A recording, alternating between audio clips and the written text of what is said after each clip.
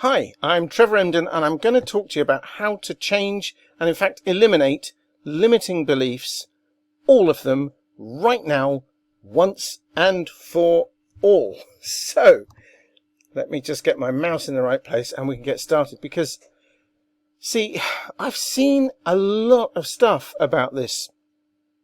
I've seen everything from, self-help programs, books, some of the top self-help personal development gurus teach this stuff, and I've taught it, I've used some of it, I've tried some of it out, and I've come to a big conclusion. Because you see, first of all, limiting beliefs, where do they come from? I don't care if they come from my subconscious mind or they come from the supermarket. What difference does that make?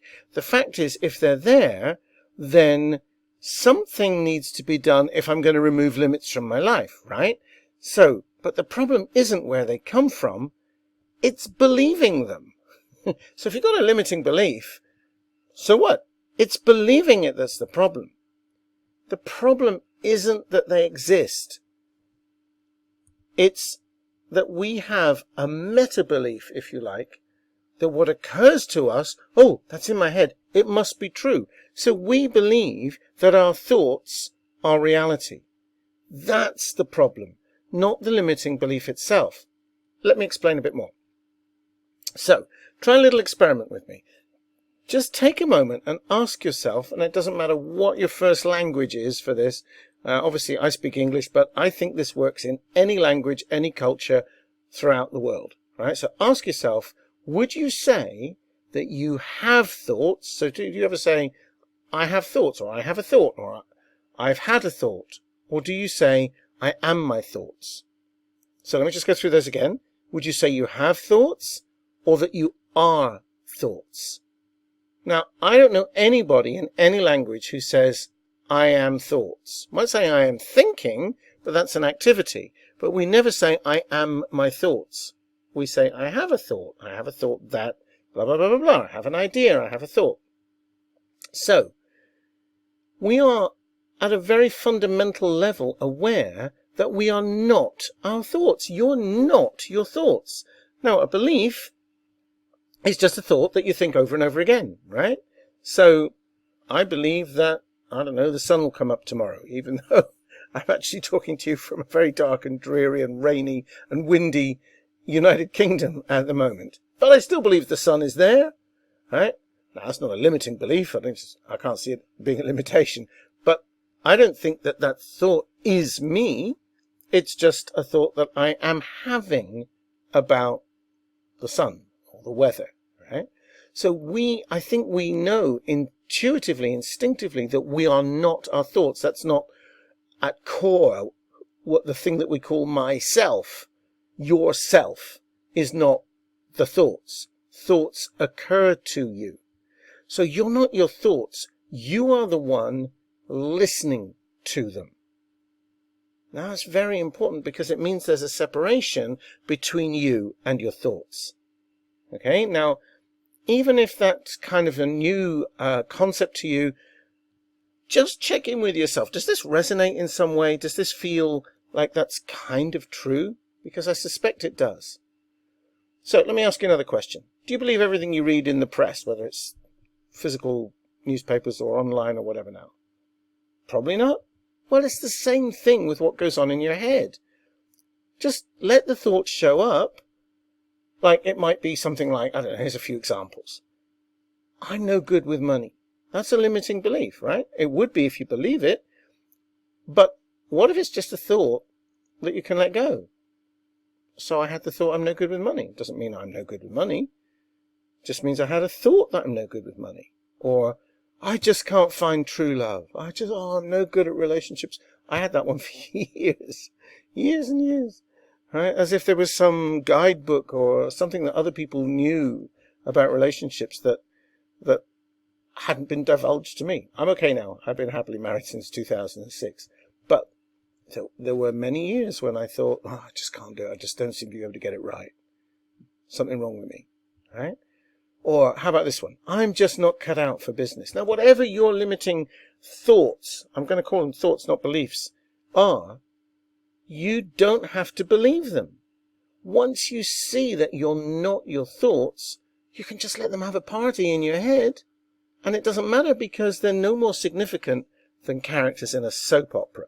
Now, I don't know if you actually watch soap operas, but you know what I'm talking about. Movies, TV dramas, soap operas, whatever. Same thing, right? You can be at home, all cozy, on your sofa, watching some drama unfold on the TV. And you can be like, oh gosh, I hope they're all right. Oh my goodness, what's happening to them? You can be scared, you can be excited, you can be falling about laughing, whatever. But you also at the same time know that that's not really happening. Those are actors. It was probably recorded months ago. And it's just a story. Right? Unless you're watching the news, in which case that's probably a different thing. But even then, we can, even though there are terrible things that we sometimes see and hear about in the news, we have the capacity to detach from them. Not necessarily judging whether that's good or bad, but we just can. But with a TV drama where you know it's a made-up story and it's actors, we can feel the emotions, we can get involved, we can be so focused on it, in fact, that if the phone rings or someone talks to us, we may not even hear them. But it is still that we know that whatever happens, even if, I was watching a drama just the other day here where a building collapsed and some children were inside. It's a drama, right? My wife and I both went, oh my gosh. But at the same time, we were sitting in our comfy furniture in our own living room, and we knew that we were safe and that no one we knew was actually being hurt. And in fact, no one on the screen had really been hurt, because it was all makeup and actors and special effects, right? So you can deal with your thoughts, your limiting beliefs the same way. It's like, well, okay, the thought may come, I'm no good with money, or I'm no good at relationships, or whatever it is. But if you just let it go the same way that you would watch a soap drama, then you're not believing in it, are you? And that's the thing. The limiting belief itself isn't the problem. It's believing the belief that's the problem. So again, the problem isn't having a limiting belief, it's believing it.